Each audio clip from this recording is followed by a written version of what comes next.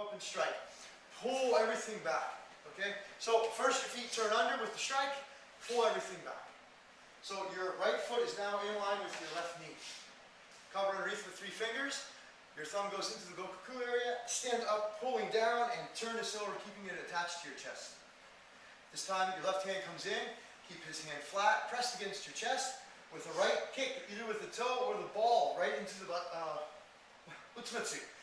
Push. Hold him out straight. Straightening this out. Keep this position. 2-3 seconds.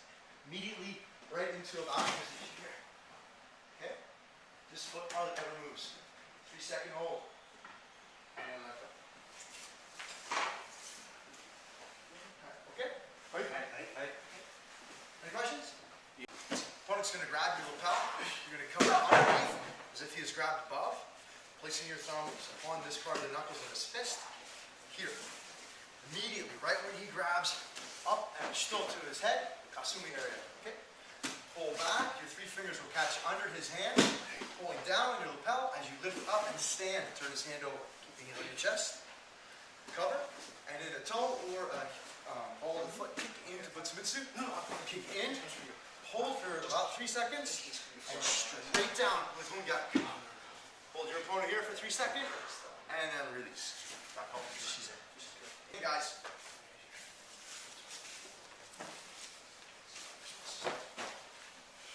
This position here, when he comes up and grabs, this is okay for beginning and understanding the kata and waiting and then striking. Okay? But in reality, you want the timing like this. Okay? Ready. Boom. Pull back. Take this off as you stand. Don't do this. And then stand up. Okay? Keep this here. Here, as you stand up, this pulls down and this comes off all at one shot. Okay? Come back into Shizen. You should just be standing. Okay? After we do the kick and we do the takedown, watch this wrist. Do not do this. Okay. If I do that, Andy has all the opportunity in the world to roll. And I have to go back this way. And then here. Okay? But we're not going to. Alright, so from here, take this off, kick, straighten this out, immediately, right down like this. Don't give him any room. And step straight out. I'm noticing some people are stepping off to the side. If that's because of the room, move. Don't change your movement for the room. Move yourself, okay? Alright, so this here, off, straight down. Okay? Alright, let's go. In Japan this year, Sensei was doing a lot of Takagi Yoshin Ryu and the basics and the movement from there. And a lot of you have seen probably 2 different ways. My opinion, only my opinion, okay? I think it's very easy to develop a lot of power and stability moving this way in the beginning, a little wider. Very much like standing and punching, okay? Exact movement. After you're okay with that and moving from the knees and you've gotten rid of the fatigue and your muscles are able to handle from down here, then we're going to move like what Sensei showed. At least this is the way we do it at Goken Dojo in Pennsylvania, okay? However your dojo show does it, please follow that order, but just my opinion. So if you're having trouble staying stable like this, where Sensei has the feet together the whole time, okay, open it up a little bit. Once you're more stable and comfortable with this and you have power, then work on this position of keeping the feet together at all times. Right. Okay? Everyone understand? Right. Okay, thank you. Alright, just the position of the hand when you grab. I see a lot of this happening where we're crowding the wrist. What I mean by that is we have fingers over the wrist. Okay? So you can't, the wrist won't bend freely. I'm grabbing hold of it. I'm kind of helping out like an ace bandage. You don't want to do that. This is a guy you're trying to break his wrist. You're not going out to dinner with him later. Well, might be, but for training purposes, you're not. So we're going to look at this grip, okay? This is pretty standard across the board for everything you do. 3 fingers, okay? These 3. This one points. All right, you do other things with it too, but in here you don't really do much with it. Not that you want to point it all the time, but you don't want it to interfere with what you're doing in the technique, okay? So if I grab Andy's hand and I have all 4 fingers in here, look where my pinky ends up. Crowding his wrist. If I take this finger off, I can slide up. These 3 fingers can grab. I can pull back along this ridge of his hand and here with my thumb, pushing forward with nice straight line here. Isolating all the bones here, getting Hunyaku on extremely effective. If I don't do this and I round his hand like this, which usually happens when I have all four on, or hold it real tight, round it out, Hunyaku's not quite as effective. Look how straight up that is, and he's still standing there. Flatten it out, and he goes down a lot quicker.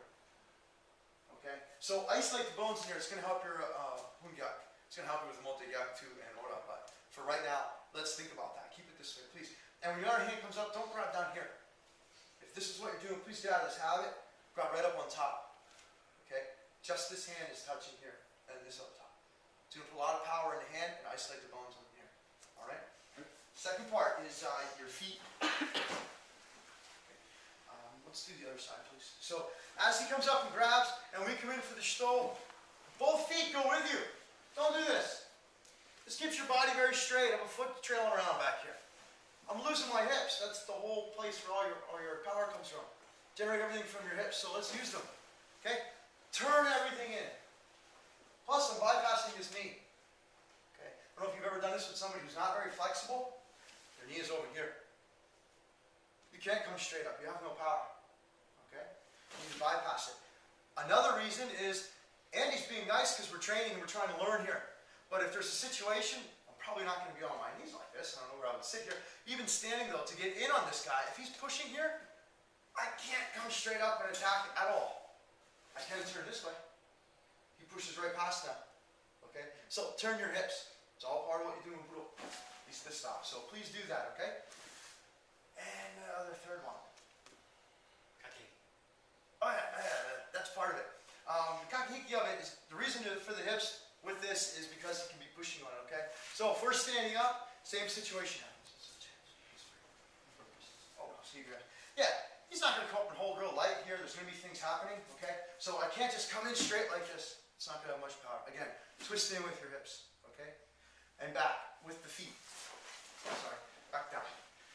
Okay, this side. When we come up for this position here, I talk about pulling the feet back out.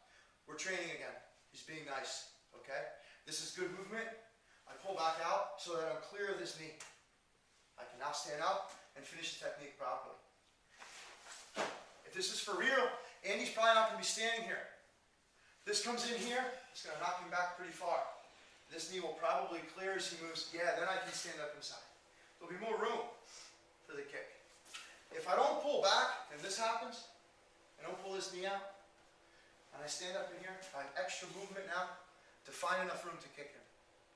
So, it's not written anywhere, but hip purposes and practicalities of learning this technique, twist in, pull back as you catch this hand, okay? Bring your foot back to your knee. Keep it on the ground. Don't put it back to don't go knee, foot knee. And then stand up. Now you have plenty of room in here for this kick to finish, okay? All right. Any questions? Yeah. Target for the kick? What's Mitsu? Anywhere in this area, okay? Okay. Hold it. Stretch them out. Think of kicking through here to this lung. Okay? Hold them there for a little bit. And then push them down. Okay? Perspective on it.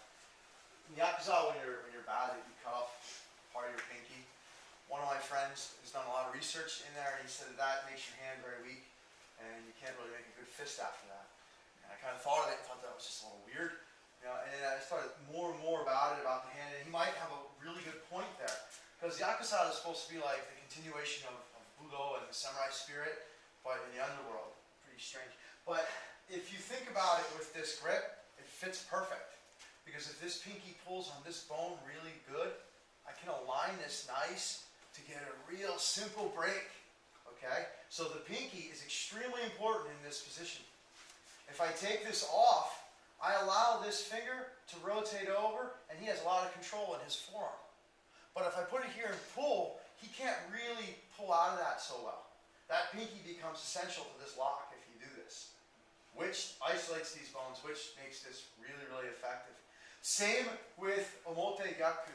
The pinky is in here. So if I just pull with this and push a tiny bit here, I have a good mote position by pulling this wrist joint apart. And it also follows through with Hunyaku.